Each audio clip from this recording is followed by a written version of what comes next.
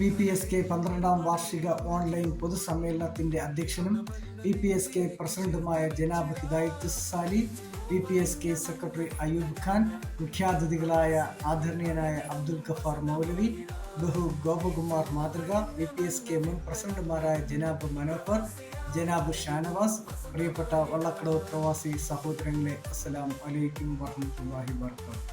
VPSK എന്ന വള്ളക്കടവ് പ്രവാസി സൗഹൃദ കൂട്ടായ്മ നമ്മുടെ നാടിൻ്റെ അഭിമാനമാണ്. 12ാം വാർഷികം ആഘോഷിക്കുന്ന VPSK വള്ളക്കടവിൻ്റെ പൈതൃകത്തെ പ്രതിഫലിപ്പിക്കുന്നു എന്ന നിരീക്ഷണമാണ് പങ്കുവയ്ക്കാൻ ആഗ്രഹിക്കുന്നത്.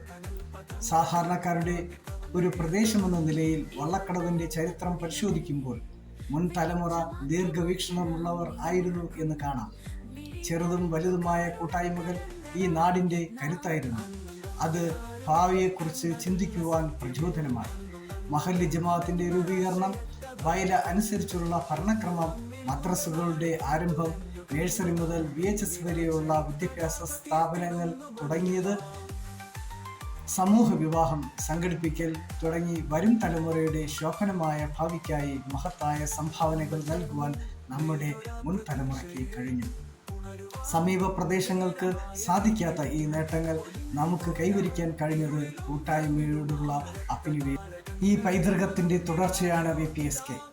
മത്സരാധിഷ്ഠിതമായ നവീനമായ സങ്കേതങ്ങളുടെ ഈ കാലത്ത് വള്ളക്കടവിൽ VPSK ആരംഭിച്ച സംരംഭകത്വം പ്രോത്സാഹിപ്പിക്കുന്ന സ്ഥാപനങ്ങൾ തുടങ്ങാൻ നൽകിയ പിന്തുണ, ജീവകാരുണ്യ പ്രവർത്തനങ്ങൾ, സൗഹൃദ യാത്രകൾ, കൂട്ടായ്മയുടെ വിവിധ വേദികൾ, കലാ സാംസ്കാരിക പരിപാടികൾ, ഇതെല്ലാം VPSKയുടെ ഭാവി തലമുറയോടുള്ള കരുതലുകളാണ്.